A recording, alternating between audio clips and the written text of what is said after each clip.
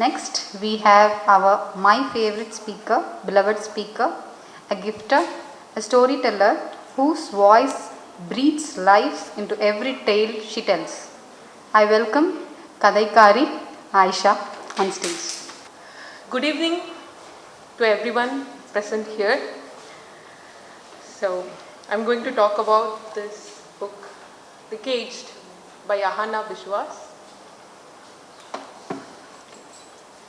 There are stories we read and forget. And then there are stories that grab us by throat and never let us go. This one is one of those. And it's called The Cage, written by Bengali author Ahana Biswas and translated into English by Samita Dasgupta. We celebrate not just a book, but two powerful women whose voice shape it. Ahana Biswas, writer whose words burn with courage and truth. Her stories are raw, fearless and unforgettable. Shamita Dasgupta, a translator, scholar and activist, she has decided her life to giving voice to those who are unheard, bringing stories across language and borders together. A writer and a translator, two women, two forces, making the story not just read but feel. Bengal, even in the land of fire and poetry, women have always carried their cages, some of gold, some made of silence. Bengali literature has given us a patient woman, a poetic woman, a saintly woman, but Ahana gives us Pari. Her name is Pari. The story begins quietly with a woman named Pari, a woman who refused to be understood. And let me tell you, don't try to understand women. We don't understand ourselves. So it's kind of a dad joke, you guys will love it. But the truth is, not because she is impossible, but you never tried. You never tried for it. If you treat us with equality and self-respect, maybe then you will start to see us. Now coming back to the book. In Pari, you see Medea's rage, fury, and Rokaya's dream, and the fire of every woman, who has been told to shrink. Now, when you first met, she looked ordinary.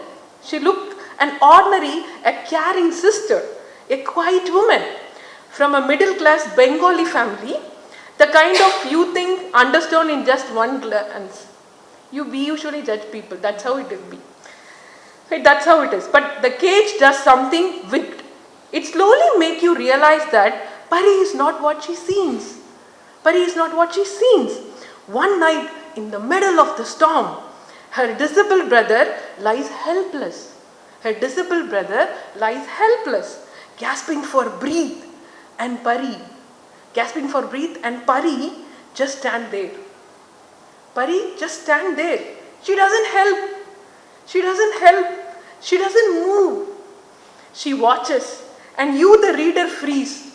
I got freeze too. You don't know whether to hate her or to ask why. Why are you not helping? And I was like, because that's where it begins. The crack in the cage. Pari's world is filled with men who prizes your beauty but fear her thoughts. Usually that happens. Because men used to prize us, but your thoughts, they won't agree with us. One of them humiliates her and she strikes back, not with words, with reaction. Ahana calls it as a reactive violence. The fire that burns only after being burned too long. When another woman, Buni, is beaten and broken, Pari shelters her. She whispers, don't ever beg for love again. I'll repeat because we won't listen, because we always fall in love. But what she says is, don't ever beg for love again. She hurts men, but heals women. Nivedita is like you, I guess. She hurts men, but a villain in one world and savior in another world. Each chapter peels another layer of her mind. The woman you once pitied, the ones you once you pitied, became the woman you fear. And yet, you can't stop reading. You can't stop reading. Cage is not a comfortable book. Cage is not a comfortable book. It shakes you.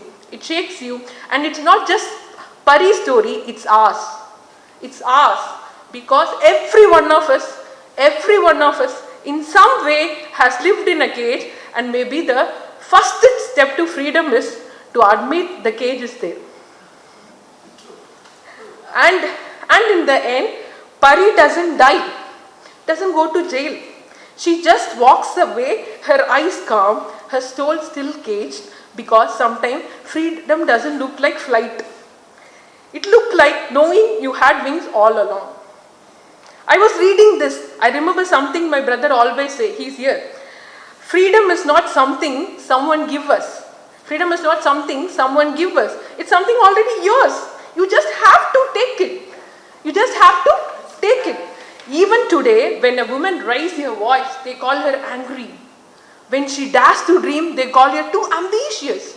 When she refuses to bow, they call her arrogant. But the truth is, they fear strong women. They fear strong women because she didn't fight for herself. She didn't fight for herself. She break the chain built for everyone, every other woman. Ahana cage is not just about one woman. It's not about one woman. It's about every woman who looked at her reflection one day and said, thus far and further. It's about the girl who walked away from an abusive home, the mother who chose her career despite society's stares, the students who spoke against harassment, and the woman sitting here today, who is still learning that your wings are not a burden. The wings are not a burden, they are her birthright. They are her birthright. Ahana Biswas doesn't give us a happy ending. Ahana Biswas doesn't give us a happy ending. She gave us a mirror. She gave us a mirror, and in the mirror we just not see Pari, but ourselves. But ourselves. The piece of silence we still carry. The piece of silence we still carry. We joke at home with too much drama and too much love. Ayo, I'm going to kill you for sure. We usually say this, no, I'm going to kill you for sure. And in the story, she means it. She means it. I was breathless. I was breathless when I read it. Sometimes my chest tightened, as if the book had taken my breath with it. Who did she kill? Who did she kill? What happened? I'm not going to tell you, and you must read it. You must read it. So tonight is you to open this book. Tonight, buy this and open this book. Don't expect comfort. Don't expect truth. Expect fire. Expect to feel the cage tremble and maybe break a little. Because the cage is not a story you read. It's a story that reads you. Thank you. Thank you. Thanks for this opportunity. Her stories and answers. And wasn't I wrong saying that her voice breathes tales? And she did it once again. That was a beautiful story. When you just started the story, I started living myself inside Pari. I think we have to read it and live it again. Next.